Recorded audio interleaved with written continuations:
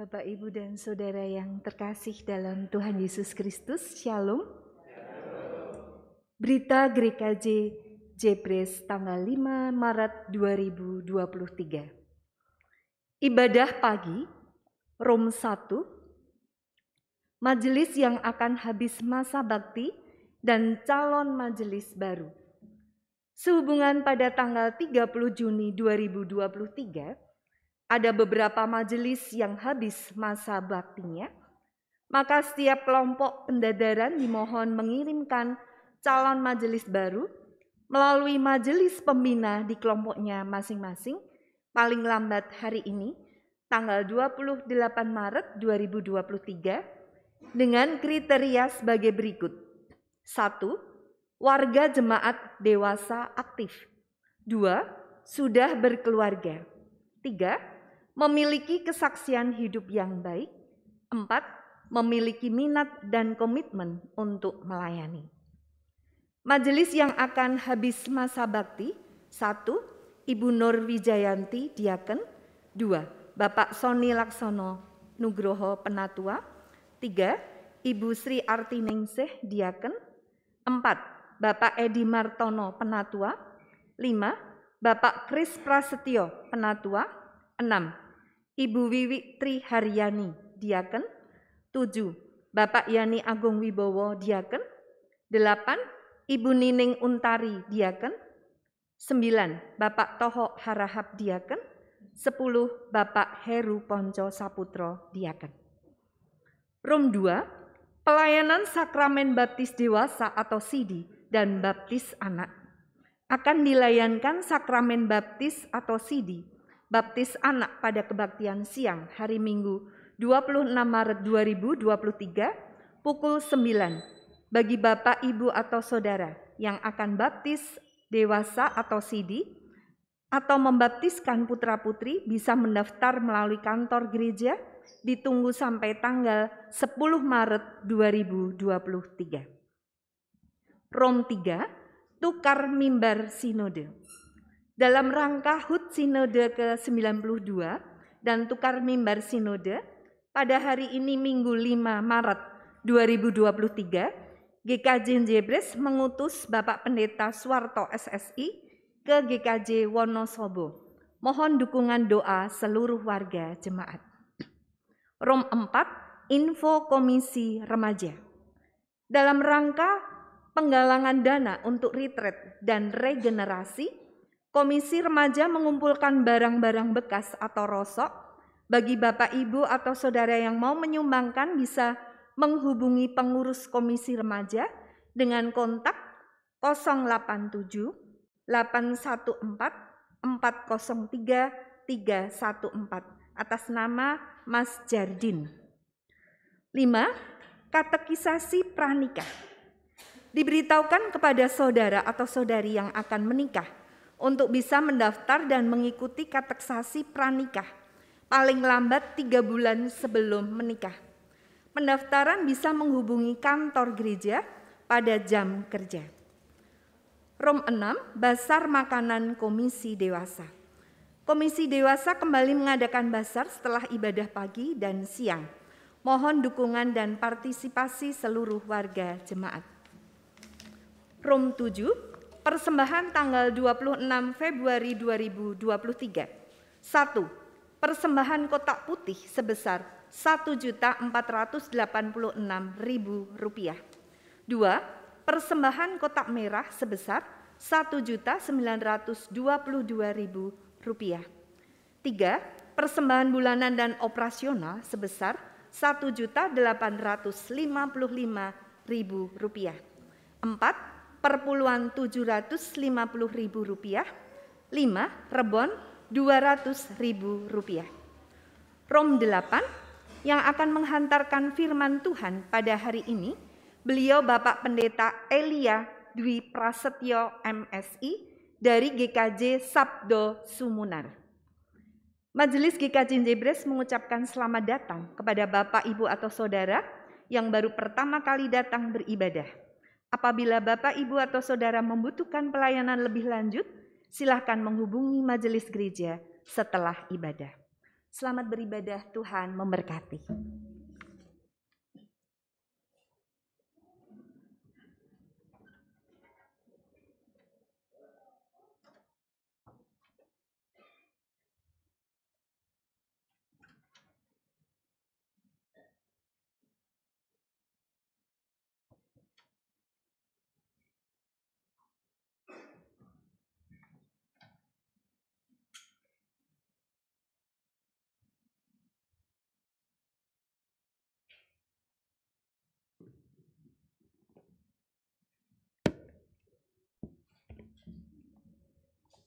Bapak, Ibu, Saudara yang dikasihi dalam Tuhan, marilah kita menyiapkan hati masuk dalam panggilan beribadah.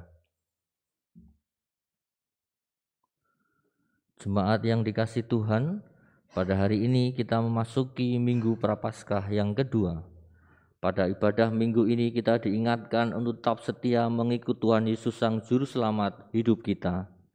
Meskipun kita tidak akan pernah lepas dari penderitaan, kita juga diingatkan untuk tetap hidup dalam kerendahan, seperti Tuhan Yesus yang berkenan merendahkan dirinya bagi keselamatan kita. Jemaat, saya undang bangkit berdiri, kita menaikkan pujian bagi Tuhan.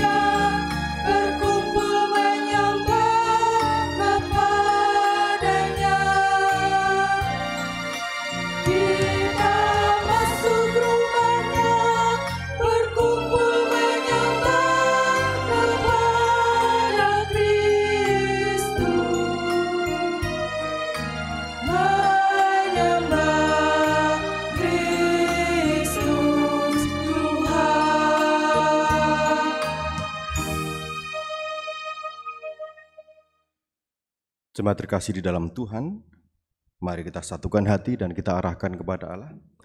Kita masuki ibadah Minggu Prapaskah kedua ini dengan pengakuan bahwa penolong kita adalah Tuhan yang menciptakan langit, bumi, dan segala isinya, dan yang setia menepati janji keselamatan yang telah dinyatakannya. Kasih karunia dan damai sejahtera dalam persekutuan Allah Bapa, Putra, dan Roh Kudus, beserta saudara sekalian. Amin.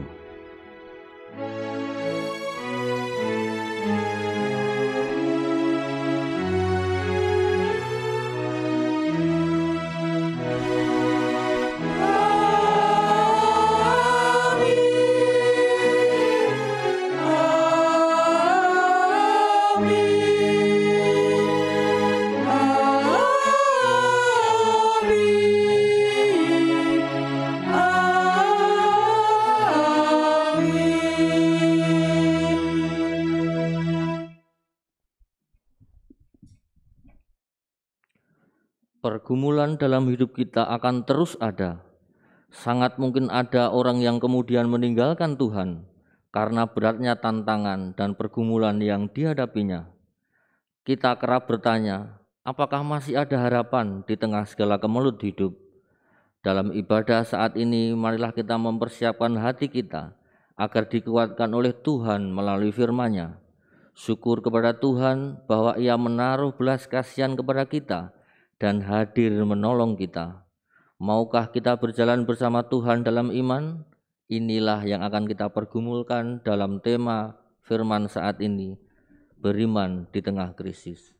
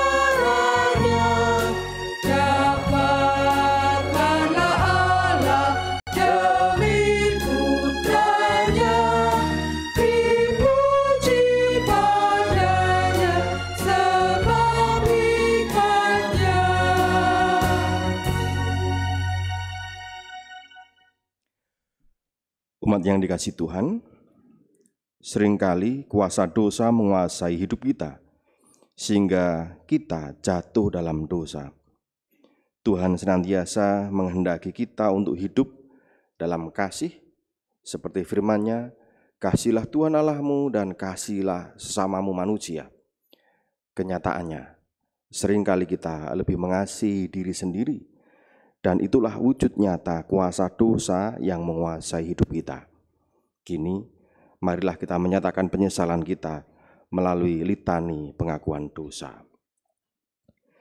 Kasihanilah aku ya Allah menurut kasih setiamu, hapuskanlah pelanggaranku menurut rahmat-Mu yang besar.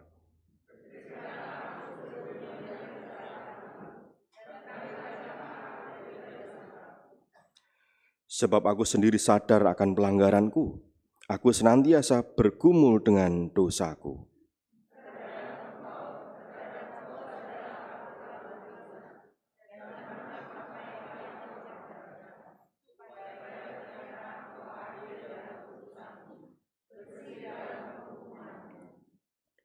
Sesungguhnya, dalam kesalahan aku diperanakkan, dalam dosa aku dikandung ibuku.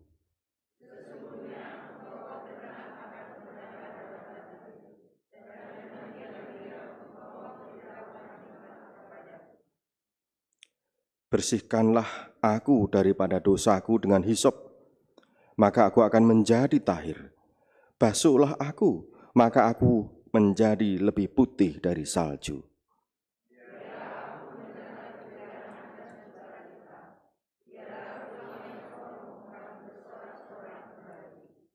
Sembunyikanlah wajah-Mu terhadap dosaku, hapuskanlah segala kesalahanku.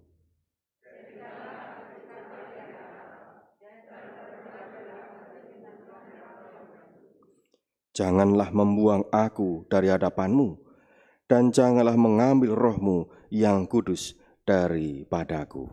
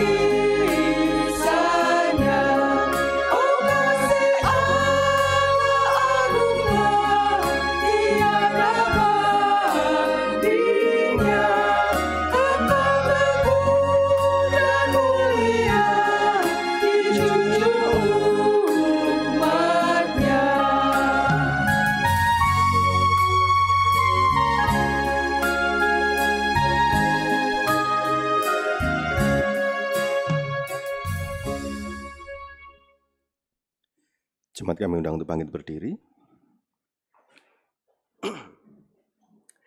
Bagi setiap kita yang mengakui dosa di hadapan Tuhan, Tuhan berkenan mendengar dan memberikan kasih anugerah-Nya kepada kita melalui sabdanya di dalam Matius 11 ayat 28 dan 30 yang demikian.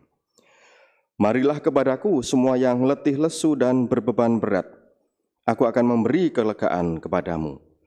Pikulah kuk yang kupasang dan belajarlah padaku, karena aku lemah lembut dan rendah hati, dan jiwamu akan mendapat ketenangan. Sebab kuk yang kupasang itu enak dan bebanku pun ringan.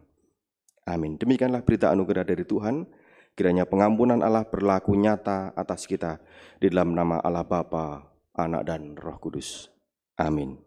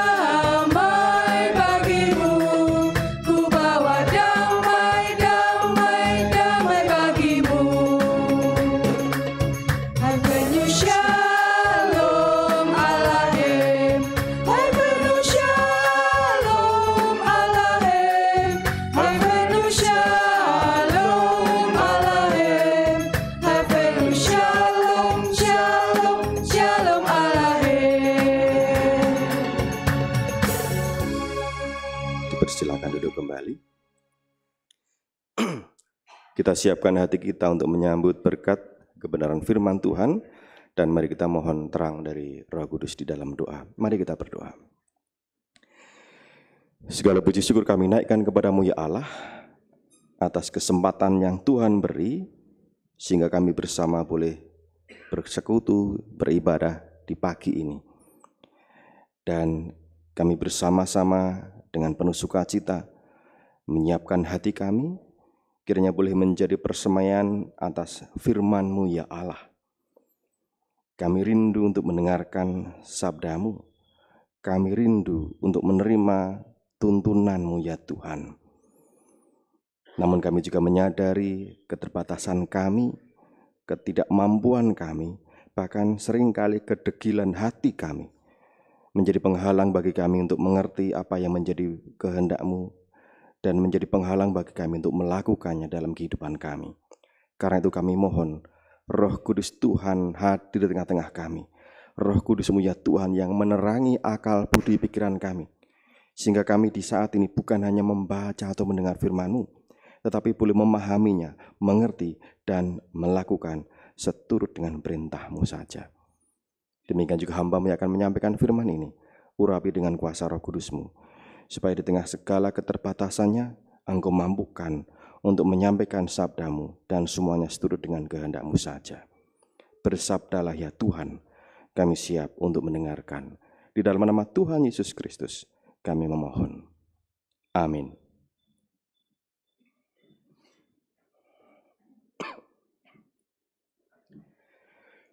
Pembacaan firman dalam ibadah ini diambil dari Injil Yohanes pasal 3 ayat 1 sampai 17.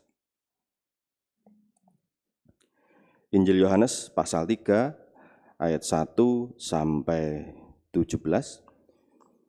Judul perikopnya oleh Lembaga Alkitab Indonesia diberi judul Percakapan dengan Nikodemus. Demikian sabda Tuhan.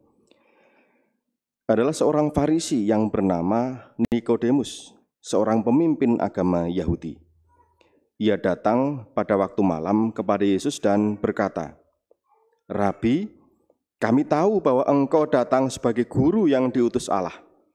Sebab tidak ada seorang pun yang dapat mengadakan tanda-tanda yang Engkau adakan itu, jika Allah tidak menyertainya."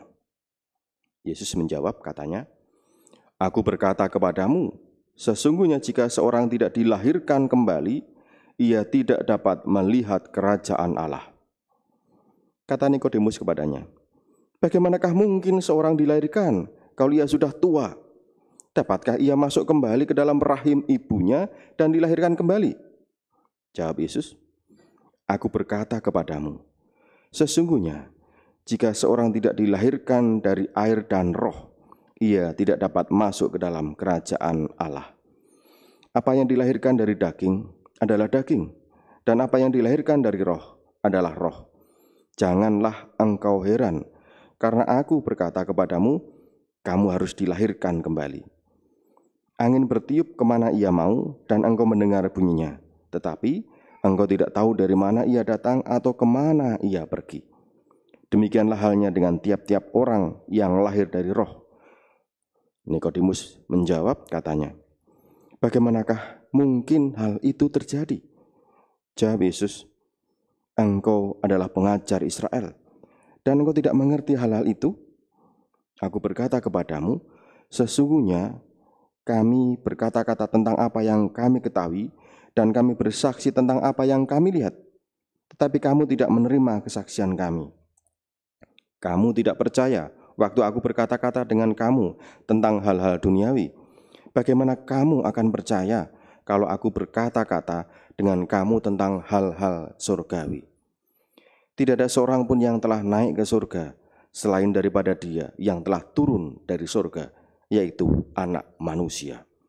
Dan sama seperti Musa meninggikan ular di padang gurun, demikian juga Anak Manusia harus ditinggikan, supaya setiap orang yang percaya kepadanya beroleh hidup kekal. Karena begitu besar kasih Allah akan dunia ini, sehingga Ia telah mengaruniakan anaknya yang tunggal, supaya setiap orang yang percaya kepadanya tidak binasa, melainkan beroleh hidup yang kekal. Sebab Allah mengutus anaknya ke dalam dunia, bukan untuk menghakimi dunia, melainkan untuk menyelamatkannya oleh Dia. Amin. Demikianlah Injil Yesus Kristus, dan berbahagialah setiap orang yang mendengarkan firman Allah dan memeliharanya serta melakukannya. Hosiana.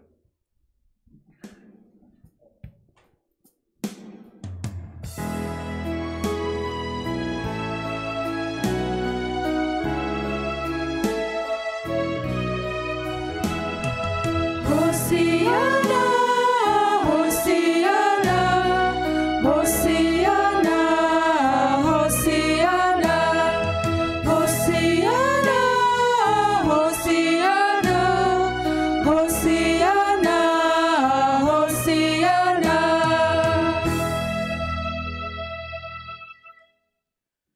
Shalom Bapak Ibu.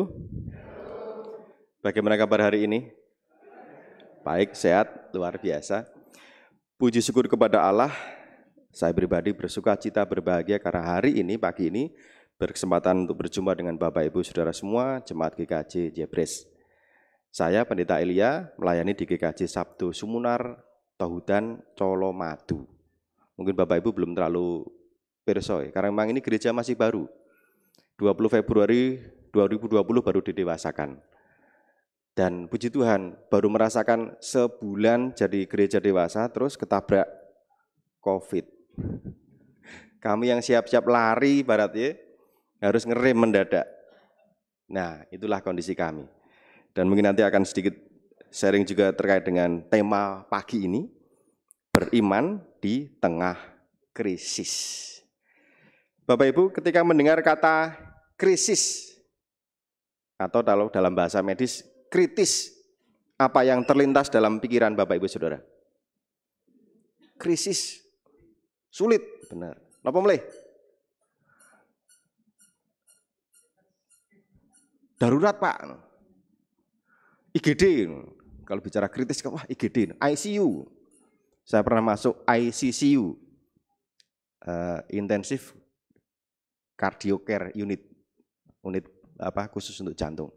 Kalau dengar teman-teman saya dirawat di mana nang ICCU, kritis ya kowe. Ya puji Tuhan waktu itu tidak, karena memang dalam rangka untuk kontrol kondisi jantung dimasukkan ke ICCU. Yang dengar mesti pada kaget, pada nangis. Kari berang dino meneh. Malah gue jadi kayak gitu. Ya sekali kalau bicara tentang krisis atau kritis, pikiran kita tentu hal-hal yang berat tadi. Wah, gawat darurat. Perang besar Pak. Atau dompet sudah habis isinya Pak. Tanggal tua. Krisis nggih Bapak Ibu. Ya, kalau yang sudah berlimpah berkat sih, harap tanggal tua, tanggal nom, ayo healing terus, keluar jalan-jalan. Membayangkan hal-hal yang berat. Krisis pangan. Bapak Ibu yang usia sepuh pernah mengalami ini zaman tahun 60-an? HO yang istilahnya dulu ya. Zaman HO, nah orang tua katakan. Lah kenapa disebut zaman HO lho? Kabeh do loro HO, hongorudim, beri-beri. Ngileres nggih, beri-beri. Lemu tapi enggak sehat. Wong yang dimakan bukan nasi, jangankan nasi, ketemu singkong atau jagung itu sudah puji Tuhan. Yang dimakan waktu itu bulgur. Ceritanya begitu. Yang simbah-simbah pasti ngalami. Mungkin anak-anak sekarang nggak mikir tentang krisis pangan. Mau makan apa saja tinggal order. Anak-anak sekarang makan nggak seneng lauhnya, tinggal. Nasi masih separuh, buang. Padahal orang tuanya yang mengalami zaman HO, nun sewu, nitili, sego turahane tanggane. Ibu saya pernah cerita, tetangganya makan singkong. Dalamnya kan ada serat, apa nih itu? Yang bagian tengah itu dibuang, padahal itunya masih ada sisa-sisa apa singkongnya, dioyak Bapak Ibu. Saya diceritain gitu, mosok sih Bu, kira ngerasa kali, krisis pangan waktu itu luar biasa. Sampai kemudian orang katanya bajunya juga makainya bagor, karung beras, punya itu aja luar biasa. Nah, kondisi-kondisi yang berat yang pasti kita bayangkan ketika membayangkan atau mendengar kata krisis pangan. Kemarin tahun 98 krisis moneter, krisis keuangan.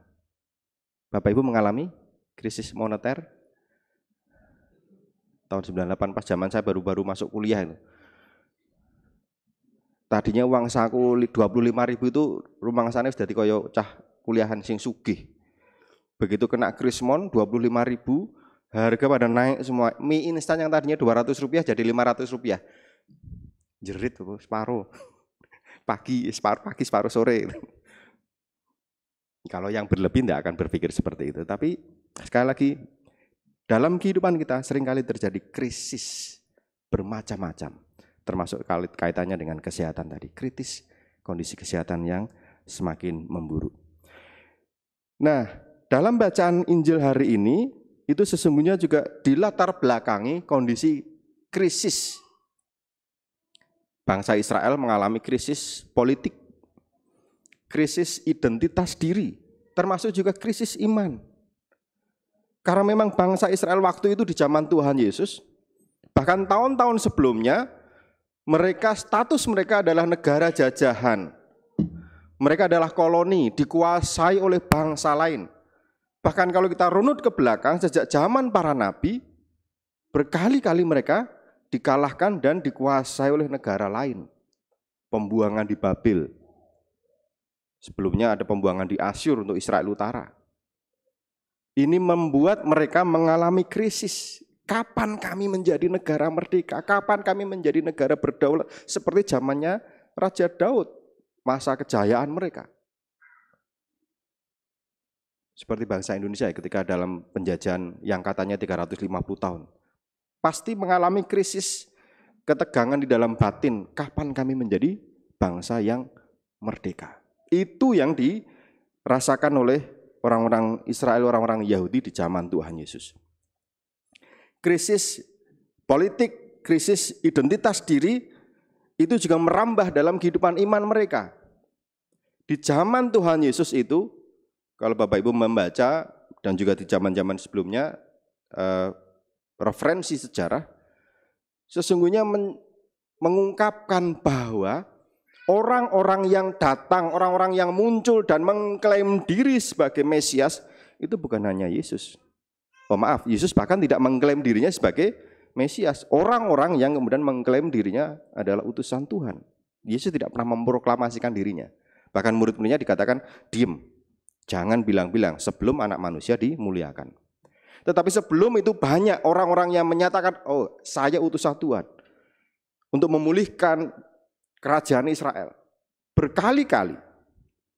Tetapi juga dalam sejarah, orang-orang yang datang, yang muncul menyatakan diri sebagai Mesias, itu ketika pemerintah atau penguasa bergerak, menangkapi mereka, ya kemudian gerakan mereka hilang. Itu yang kemudian menjadi dasar, atau di teks Injil juga disebutkan ada tokoh Yahudi yang mengatakan, kalau nggak salah Gamaliel, udah biarkan saja, kalau memang itu dari Tuhan, biarpun nanti pemimpinnya ditangkap, dia akan tetap eksis. Tetapi kalau itu datang dari manusia, gerakan manusia, begitu pemimpinnya ditangkap, pasti akan hilang gerakannya. Dan itu terjadi dalam diri Yesus. Yesus ditangkap, disalibkan, mati, tetapi gerakannya terus ada sampai sekarang. Nah, Bapak Ibu Saudara, Nikodemus merasakan itu, krisis. Dia sebagai pemimpin bangsa Yahudi, pemimpin agama, dia punya tanggung jawab besar. Ini bagaimana ya? Saya harus bicara di depan umat. Ini ada kelompoknya Yesus yang luar biasa. Apakah memang dia yang diutus oleh Tuhan? Karena bukti menunjukkan tanda-tanda yang luar biasa yang dikerjakan oleh Yesus. Dan Nikodemus mengakui kalau itu bukan dari Tuhan, dari Allah, tidak mungkin akan bisa terjadi seperti itu. Tetapi bagaimanapun dia tetap bingung. Jangan-jangan seperti yang lain, jangan-jangan seperti yang sebelum-sebelumnya. Begitu nanti pemerintah bergerak, hilang lagi, lenyap lagi. Terus mana sesungguhnya yang menjadi penggenapan akan nubuat yang Tuhan janjikan tentang hadirnya Mesias. Dan di tengah krisis ini dia memberanikan diri untuk datang kepada Yesus, dan perlu dicatat datangnya malam hari. Ya karena dia juga takut ketahuan oleh orang lain. Sebab di masyarakat berkembang dua kelompok, yang mendukung dan juga yang menolak Yesus beserta dengan kelompoknya. Nikodemus datang dengan diam-diam di malam hari dan bercakap-cakap dengan Tuhan Yesus untuk ingin memantapkan dirinya. Yesus ini benar-benar Mesias atau bukan? Atau masih harus menunggu yang lain? Bapak Ibu dan Saudara yang dikasihi Tuhan, yang menarik adalah jawaban Tuhan Yesus ketika bercakap-cakap dengan Nikodemus. Nikodemus mewakili pola pikirnya orang Yahudi, membayangkan bahwa Mesias yang hadir adalah dalam rangka memulihkan kerajaan Israel. Pemulihan secara politik. Bagaimana nanti Mesias akan bertahta, berkuasa, menjadi raja, sebagaimana Raja Daud. Dan kehadiran Mesias dimaknai secara sempit hanya untuk orang-orang Yahudi dan di wilayah kekuasaan Yahudi. Tetapi Tuhan Yesus membuka pikiran Nikodemus bahwa Mesias yang datang ke dunia, yang diutus oleh Allah Bapa, itu sesungguhnya bukan semata-mata hanya untuk orang Israel. Tetapi Mesias ini sesungguhnya datang untuk menggenapi apa yang menjadi janji dari Allah. Janji yang mana? Bacaan leksioner hari ini, di bacaan pertama, sesungguhnya menggambarkan tentang itu, mengingatkan kita dari kitab Kejadian 12 ayat 1 sampai 4, kisah tentang Abraham yang dipanggil oleh Tuhan. Di situ Abraham dipanggil untuk meninggalkan keluarganya, menuju kepada tanah yang akan diberikan oleh Tuhan, dan di sana Abraham juga menerima janji berkat dari Tuhan, bahwa dia dan keturunannya akan banyak seperti bintang di langit dan pasir di laut. Tapi bukan hanya itu, Tuhan juga bersabda bahwa karena engkau hai Abraham, maka semua bangsa di dunia akan diberkati. Jadi sejak awal Tuhan sudah bernubuat bahwa melalui Abraham, keturunannya akan mendatangkan berkat bagi seluruh bangsa, bukan cuma untuk bangsa Israel. Dan itu yang kemudian ketika saya membaca teks Yohanes 3 khususnya ayat 16-17, oh di sini toh penggenapannya. Yesus di hadapan Nikodemus menyatakan bahwa Mesias, pertolongan dari Tuhan, itu bukan khusus untuk Israel, tetapi untuk semua bangsa, menggenapi apa yang disampaikan Tuhan kepada Abraham. Melalui engkau, keturunanmu, semua bangsa akan mendapatkan berkat. Inilah pencerahan yang Tuhan berikan kepada Nikodemus. Di tengah dia merasakan krisis, dan Nikodemus sesungguhnya juga menggambarkan kondisi manusia pada umumnya. Nikodemus berpikir bahwa Mesias itu adalah untuk dirinya, untuk bangsanya. Dan kita seringkali juga berpikir begitu kan, ketika mendengar berita tentang krisis, yang kita lakukan pertama-tama adalah mengamankan hidup kita sendiri. Hidupku aman belum ya? Sembakoku di gudang masih cukup enggak ya? Borong semuanya biasanya, minyak, beras, semua ditampung di gudang. Orang lain kekurangan pangan, orang lain harus ngantri beras, ngantri minyak, ngantri gas. Masa bodoh, yang penting kebutuhanku sudah aman sampai 3 atau 4 bahkan 6 bulan ke depan. Mekanisme self defense manusia. Nikodemus menggambarkan yang seperti itu. Di tengah krisis dunia, mereka masih berpikir bagaimana bangsa mereka, bangsanya sendiri bisa dipulihkan dan diselamatkan. Tetapi Yesus mengubah itu. Berkat dari Tuhan bukan hanya untukmu, untuk bangsamu, tetapi untuk semua bangsa.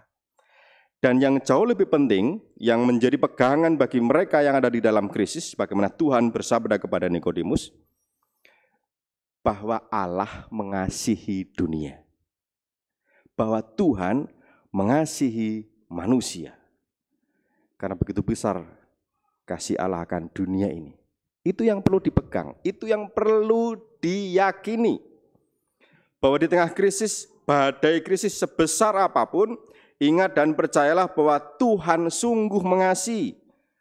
Sebagaimana Dia telah mengirimkan anaknya, anak tunggalnya, untuk menolong dan menyelamatkan manusia, maka di dalam setiap krisis yang dihadapi, yakinlah dan percayalah Tuhan hadir. Dalam hidup kita, keluarga kita, gereja kita, bangsa kita, dan dunia ini. Ibu, Bapak, dan Saudara yang dikasihi Tuhan,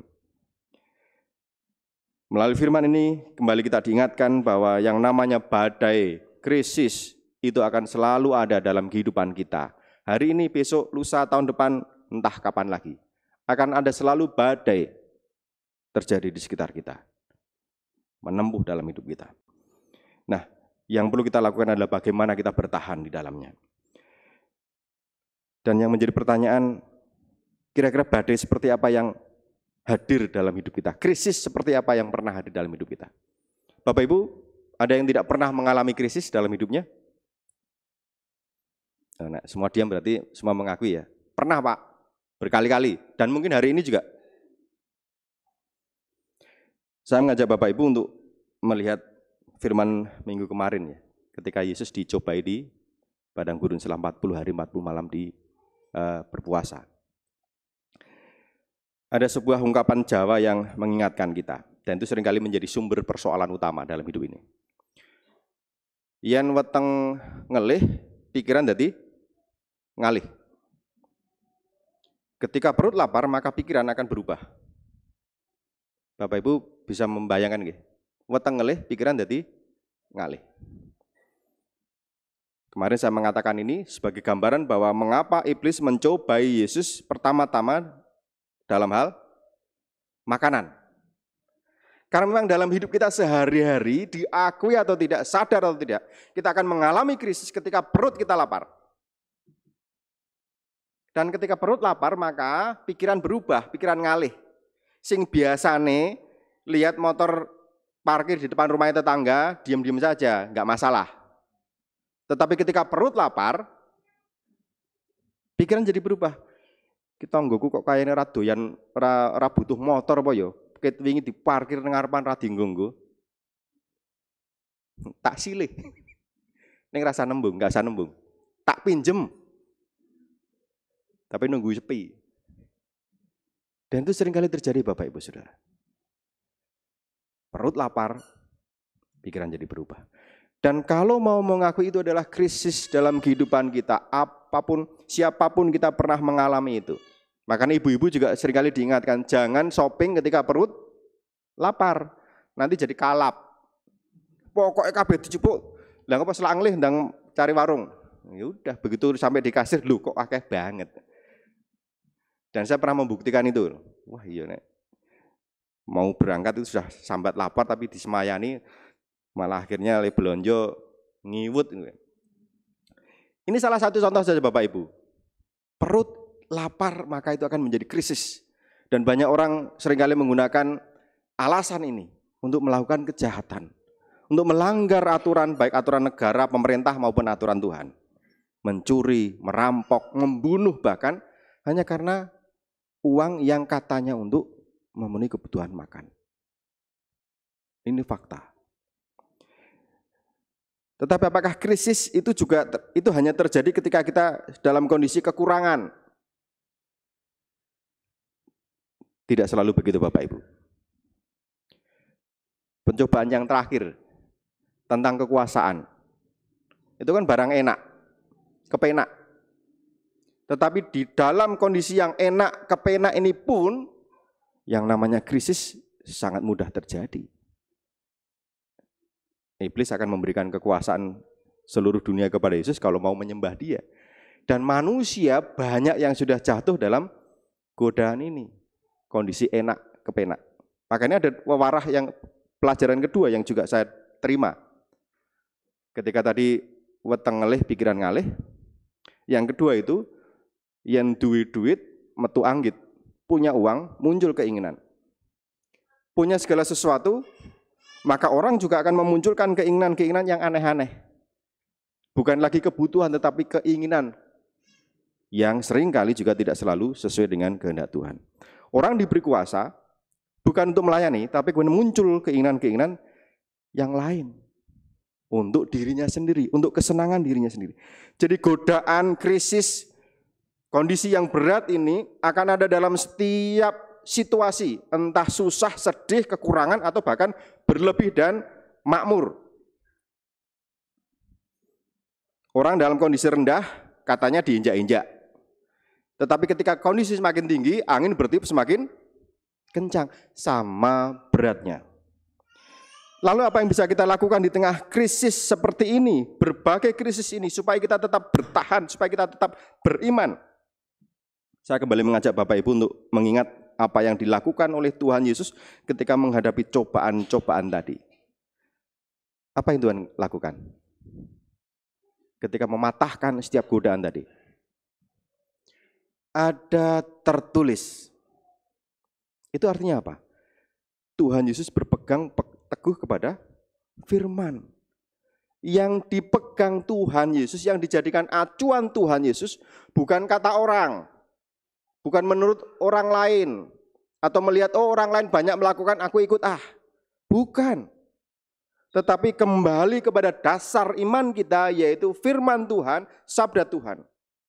Itu yang menjadi pegangan supaya tetap bisa terhindar dari yang namanya berbagai krisis, berbagai godaan, berbagai masalah dalam kehidupan kita. Meskipun seringkali firman yang kita pegang ini menurut hitungan manusia, aduh rugi aku nggak kayak yang lain. Ketika ada teman-teman kita mungkin supaya bisa naik jabatan sampai menjadi kepala bagian atau mungkin manajer, direktur, tidak sedikit yang melepas identitas kekristenannya, melepas iman kepada Tuhan Yesus. Kita mau milih yang seperti apa? Ikut-ikutan? Atau kita tetap bertahan menjadi pengikut Kristus meskipun karir kita sampai pensiun mentok di situ? Dan hal ini bukan kisah atau cerita dongeng Bapak Ibu. Ini fakta. Ketika masih di Kebumen, beberapa warga yang kebetulan bekerja di instansi pemerintah juga mengatakan begitu. Kalau menurut hasil tes, dirinya yang mestinya masuk naik jadi kepala bagian atau kepala dinas bahkan. Tetapi karena Kristen, selesai. Yang lain atau waktu itu yang muncul istilahnya adalah nek ono liyane ngopo wong Kristen. Saya tidak tahu di lingkungan Solo apakah lebih kondusif atau tidak. Karena saya melihat di jajaran pendidikan banyak juga kepala sekolah Kristen di sekolah negeri. Mungkin lebih baik situasinya. Tetapi di Kebumen berat. Betul. Ada lagi bahkan yang cerita yang lebih lama, lebih tua. Ada warga sudah disiapkan mau dilantik jadi kepala sekolah SMP. Seragam sudah dijahit, diukur. 2 hari menjelang hari H, SK-nya dibatalkan. Karena Kristen. Niki fakta. Dan itu pasti akan menjadi krisis yang luar biasa dalam kehidupan seorang pribadi. Akankah tetap mempertahankan imannya kepada Yesus atau ikut arus dunia? Dan disinilah firman ini mengembalikan kita kepada kesadaran akan iman di dalam Tuhan. Yesus mengatakan ada tertulis untuk menangkal setiap godaan. Maka mari kita belajar juga dalam kehidupan kita sehari-hari. Sumber kita adalah firman Tuhan, perintah Tuhan, sabda Tuhan. Maka setiap hal yang bertentangan dengan itu, ya mari kita hindari. Dan setiap kita yang dengan teguh hati berpegang pada sabda Tuhan, firman Tuhan, beriman kepada Kristus, maka percayalah. Sebagaimana janji Tuhan Yesus tadi. Setiap orang yang percaya kepadanya tidak binasa, melainkan beroleh hidup yang kekal. Dan bukan hanya bicara tentang kehidupan kekal nanti, tetapi ayat 17 mengatakan sebab Allah mengutus anaknya ke dalam dunia bukan untuk menghakimi dunia, melainkan untuk menyelamatkannya oleh Dia. Ini menunjukkan bahwa selama kita masih hidup di dunia pun kita akan menerima anugerah keselamatan dari Tuhan, pemeliharaan Tuhan, berkat-berkat Tuhan, meskipun kita harus melewati badai dan krisis yang luar biasa. Saya dan kami di GKJ Sabdo Sumnar merasakan itu. Baru lahir, jadi gereja dewasa, siap-siap untuk berlari tetapi harus ngerem benar-benar. Dan biasa hitungan manusia, finansial ketika kami membayangkan nanti persembahan sekian-sekian, itu semua runtuh Bapak Ibu Saudara. Ketika ibadah harus ditutup dan semuanya harus online. Turun sampai tinggal 60%. Ya mungkin Bapak Ibu atau GKJ Jebres juga mengalami itu. Tetapi mungkin karena usia kami yang baru saja lepas dari ibu kami GKJ Manahan, kami sekarang harus menghadapi semuanya sendiri. Bisa dibayangkan, kami bisa bertahan sampai hari ini, itu merupakan mujizat. Itu kesaksian kami di Sabdo Sumunar. Pertolongan Tuhan luar biasa. Biarpun secara manusia dianggap ringkih, tetapi kami boleh berbangga. Ini juga saya sedikit sharing. Justru di tengah krisis pandemi kemarin, Tuhan memakai kami, menggugah kami untuk mau berbagi. Kalau mikir kudu nunggu sugih, kalau mikir nunggu anggarannya berlimpah, kapan kita bisa berbagi dengan orang lain? Di tengah krisis pandemi kemarin itu, bahkan sampai hari ini masih berjalan, tiap bulan kami membagikan paket sembako 25, nilainya rata-rata 100.000. Ketika saya mengajak jemaat sharing, Bapak Ibu coba dihitung, sesasi selawe paket, terakhir malah sudah 28 paket, 100.000 per paket, per bulannya berapa? 2,5 juta Pak, setahun pinten, dan ini sudah berjalan 3 tahun. Lalu yang muncul adalah puji syukur kepada Allah. Karena ternyata bukan hanya Tuhan mencukupkan kebutuhan kehidupan bergereja, tetapi justru juga mengizinkan kami berbagi. Meskipun nilainya hanya 100.000 paket sembako untuk warga gereja dan sebagian besar ke warga masyarakat. Ini saya sampaikan sebagai tanda dan bukti pemeliharaan Tuhan yang luar biasa. Krisis seberat apapun asalkan kita berpegang teguh pada firman Tuhan, kehendak Tuhan, sabda Tuhan, setia kepada Yesus, yakin dan percayalah, berkatnya terus mengalir. Sehingga bukan hanya memberkati hidup kita, tetapi bahkan membuat kita juga boleh menjadi saluran berkat untuk orang lain yang lebih membutuhkan. Puji syukur kepada Allah. Tuhan memberkati Bapak Ibu Saudara. Sekali lagi tetaplah beriman, berpegang pada firman Tuhan di tengah krisis sebesar apapun, maka tunggulah, yakinlah akan berkat Tuhan, pemeliharaan Tuhan yang luar biasa. Amin.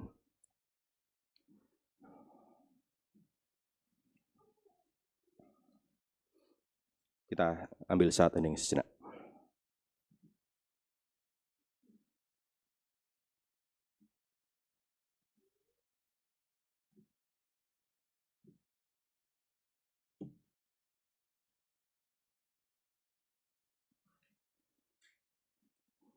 Saat hening cukup.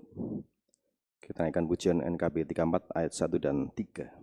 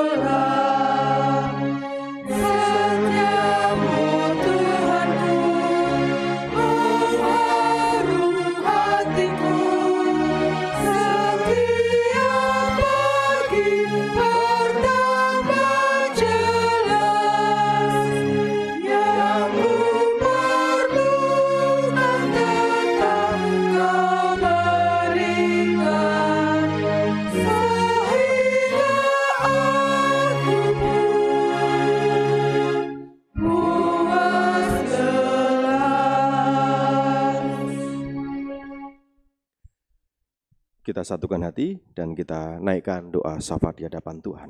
Mari kita berdoa. Kembali kami bersyukur Tuhan, karena Engkau telah melengkapi sukacita kami di dalam ibadah ini.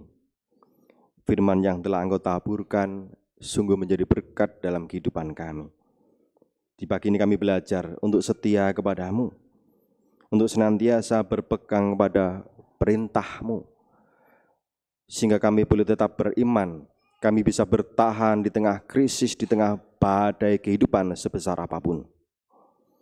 Kami boleh meneladani Kristus ketika harus menghadapi pencobaan-pencobaan yang berat. Yang Dia pegang adalah sabda-Mu saja. Dan kiranya Engkau memberkati kami ya Bapa, Roh Kudus-Mu menerangi langkah kehidupan kami, sehingga kami terus berpegang hanya kepada kehendak-Mu saja. Sehingga kami dihindarkan dari berbagai hal yang menjerumuskan kami ke dalam pencobaan yang menjatuhkan kami. Tetapi di sisi lain kami juga menyadari akan kondisi kami yang lemah, yang tidak jarang justru karena perbuatan kami sendirilah, maka kami jatuh dalam kondisi krisis yang berat. Karena keinginan-keinginan kami, keserakahan kami, amarah kami yang tidak dapat kami kendalikan, maka kami jatuh dalam krisis kehidupan. Ampuni kami ya Tuhan, dan kami terus mohon berkat-Mu, penyertaan-Mu, Roh Kudus menerangi akal budi pikiran kami, supaya setiap langkah kehidupan kami sungguh-sungguh seturut dengan kehendak Bapa. Ya Tuhan, pada kesempatan ini, di tengah ibadah ini kami bersama-sama menaikkan syafaat kami. Kami mohon berkat-Mu untuk kehidupan kami pribadi lepas pribadi. Kami mohon juga berkat-Mu untuk kehidupan keluarga kami masing-masing. Tuhan, sertai perjalanan kehidupan rumah tangga kami masing-masing. Berkati kami yang menjadi orang tua. Limpahi kami dengan kasih, kesabaran, dan hikmat yang dari Engkau di dalam kami membimbing, mendidik anak dan cucu kami. Berkati juga anak-anak kami, cucu kami, mereka yang belajar, mereka yang kuliah. Tuhan berikan kemampuan, kepandaian, supaya mereka boleh belajar dengan baik, mereka boleh mempersiapkan diri untuk menyambut masa depan yang telah Tuhan rancangkan. Berkati juga saudara-saudara kami, anak-anak kami yang bergumul dengan pekerjaan mereka, baik yang sedang mencari atau mereka yang sedang memulai usaha mereka, dan bahkan mereka yang sedang bekerja, kiranya Tuhan tuntun sertai supaya mereka boleh bekerja dengan baik. Hindarkan mereka dan kuatkan hati mereka untuk boleh menghadapi setiap tantangan, setiap godaan di tengah-tengah pekerjaan mereka, sehingga yang mereka lakukan sungguh menjadi berkat dalam kehidupan mereka dan juga orang-orang di sekitar mereka. Berkati saudara-saudara kami, anak-anak kami yang merantau, jauh berpisah dengan keluarga karena pendidikan ataupun pekerjaannya. Dimanapun mereka berada, kami percaya tangan kasih Tuhan akan terus menjaga, melindungi, dan menopang mereka. Berkati setiap kami ya Tuhan, yang pada hari ini sedang bergumul dengan kondisi kesehatan kami. Berkati saudara-saudara kami yang sedang menghadapi krisis kesehatan. Mari Tuhan, ulurkan tangan-Mu, jamah setiap mereka, dan kami percaya kasih kuasa-Mu yang memulihkan mereka. Kami mohon berkat Tuhan untuk Bapak Edo Mas Kunaryo, untuk Bapak Wiyadi, untuk Bapak Bambang Wijayanto, untuk Ibu Pratiknyo, Ibu Sri Sarah, untuk Bapak Haryanto, Ibu Sri Suyantinah, Bapak Eko Wahyudi, Ibu Ginem, dan Ibu Parmi Slamet. Mereka-mereka yang kami sebutkan yang saat ini sedang bergumul dengan proses pemulihan mereka, kondisi kesehatan mereka, mereka yang dirawat di rumah sakit ataupun yang di rumah. Kami percaya Allah bekerja melalui para dokter. Tuhan juga memberkati setiap obat yang diminum, demikian juga makanan dan minuman yang diterima. Dan mari Tuhan, nyatakan belas kasih dan rahmat-Mu, pulihkan dan sembuhkan saudara-saudara kami yang terbaring sakit ini.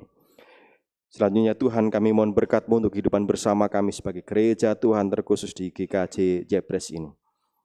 Sebab kami percaya ketika Tuhan menempatkan kami sebagai milik Kristus di lingkungan kami di tempat ini, maka Tuhan punya rencana yang indah. Tuhan memberkati, memelihara hidup kami, memelihara gereja ini. Dan juga Tuhan berkenan memakai gereja-Mu di tempat ini untuk menjadi saluran berkat-Mu yang terus mewartakan kasih, terus membagikan berkat-berkat yang nyata dalam kehidupan bersama kami di tengah masyarakat.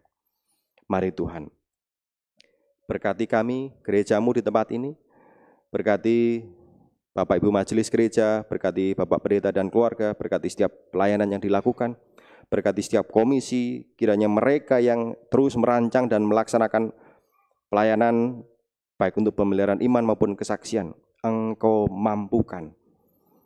Dan sekali lagi curahkan berkat-Mu, limpahkan berkat-Mu untuk seluruh warga jemaat, supaya setiap kami, baik secara pribadi, keluarga, dan melalui gereja ini, boleh terus berbagi bagi sesama kami. Sehingga kiranya di tengah berbagai macam krisis kehidupan, maka gereja Tuhan ini boleh menjadi sebuah oase di tengah lingkungan kami, yang terus menyebarkan damai. Kami boleh menjadi teladan dalam hal kemanusiaan, keadilan, dan kiranya banyak orang juga boleh merasakan berkat melalui jemaat-Mu di tempat ini. Ya Tuhan, kami juga mohon berkat-Mu untuk kehidupan bersama sebagai bangsa dan negara Indonesia.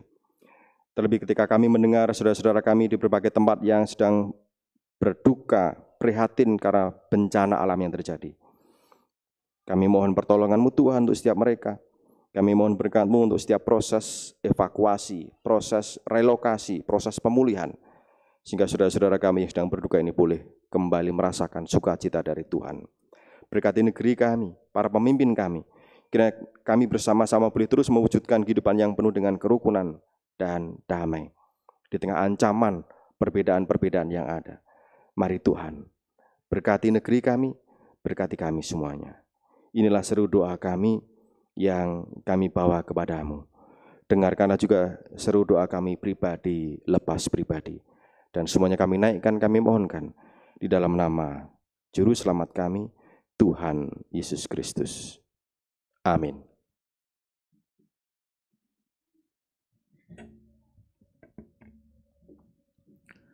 Jemaat yang terkasih dalam Tuhan, saat ini kita telah diberi kesempatan untuk mengucapkan rasa syukur melalui persembahan di awal ibadah. Setiap kita memberikan persembahan, marilah kita senantiasa mengingat firman Tuhan. Dalam Mazmur 52 ayat yang ke-11, Aku hendak bersyukur kepadamu selama-lamanya, sebab engkaulah yang bertindak. Karena namamu baik, aku hendak memasyurkannya di depan orang-orang yang kau kasihi. Kita naikkan nyanyian pengucapan syukur dari NKB 134, bait yang pertama dan keempat.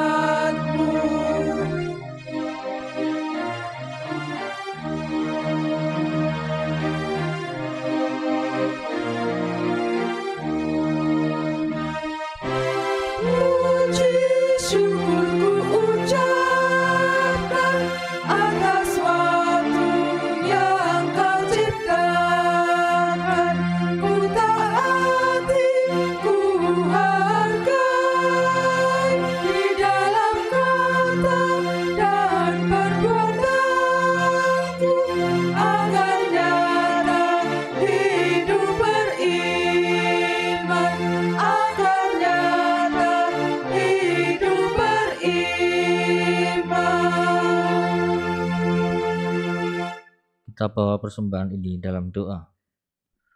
Bapa di dalam surga, Tuhan yang mengasihi kami, kembali kami menghadap kehadirat-Mu mengaturkan persembahan berupa uang. Tuhan memberkati persembahan ini, Tuhan menyucikan persembahan ini, sehingga bermanfaat untuk pelayanan-Mu di gereja-Mu di GKJ Jebres. Kami berdoa untuk para hamba-Mu yang mengelola persembahan ini, berilah hikmat kebijaksanaan, sehingga dapat mengelola persembahan ini dengan baik, seturut dengan kehendak Tuhan. Ampuni salah dan dosa kami, baik ketika kami menyiapkan persembahan ini, baik ketika kami memberikan persembahan ini kepadamu.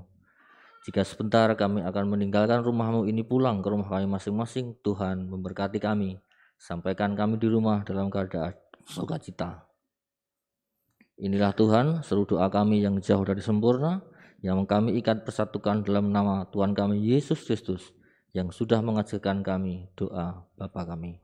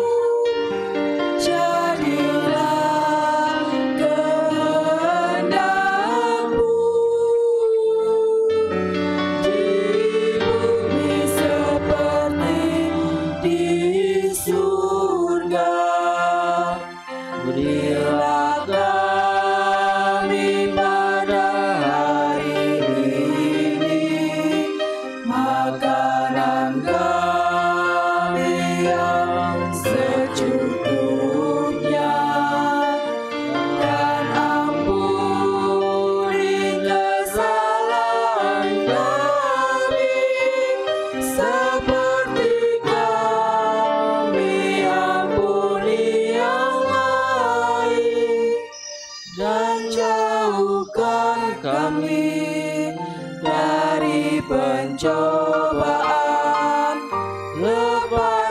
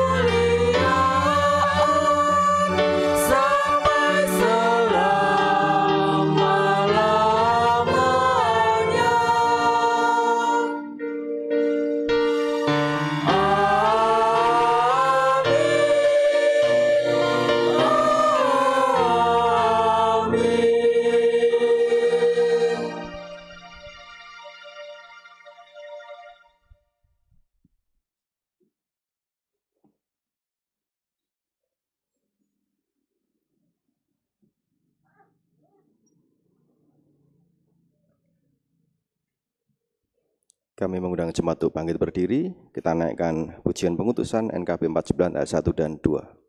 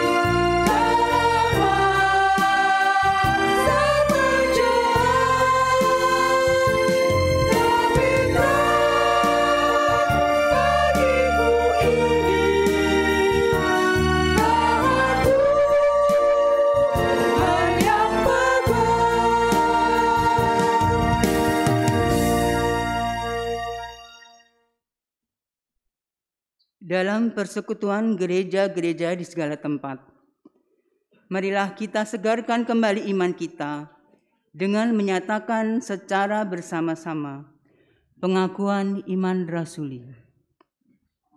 Aku percaya kepada Allah Bapa yang Maha Kuasa, Khalik langit dan bumi, dan kepada Yesus Kristus, Anak-Nya yang tunggal Tuhan kita, yang dikandung daripada Roh Kudus, lahir dari anak darah Maria, yang menderita sengsara di bawah pemerintahan Pontius Pilatus, disalibkan, mati dan dikuburkan, turun ke dalam kerajaan maut.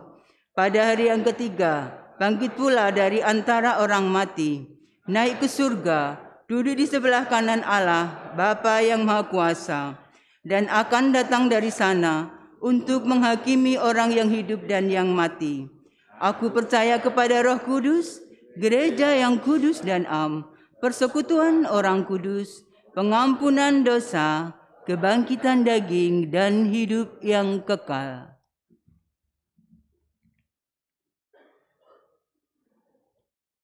Bapak, Ibu, dan saudara dikasih Tuhan, arahkanlah hatimu kepada Tuhan. Pulanglah dalam damai sejahtera-Nya. Terpujilah Tuhan, terimalah berkat-Nya. dan Allah sumber segala kasih karunia, yang telah memanggil kamu dalam Kristus kepada kemuliaan-Nya yang kekal, akan melengkapi, meneguhkan, dan mengokohkan kamu sesudah kamu menderita seketika lamanya. Ialah yang mempunyai kuasa sampai selama-lamanya. Amin.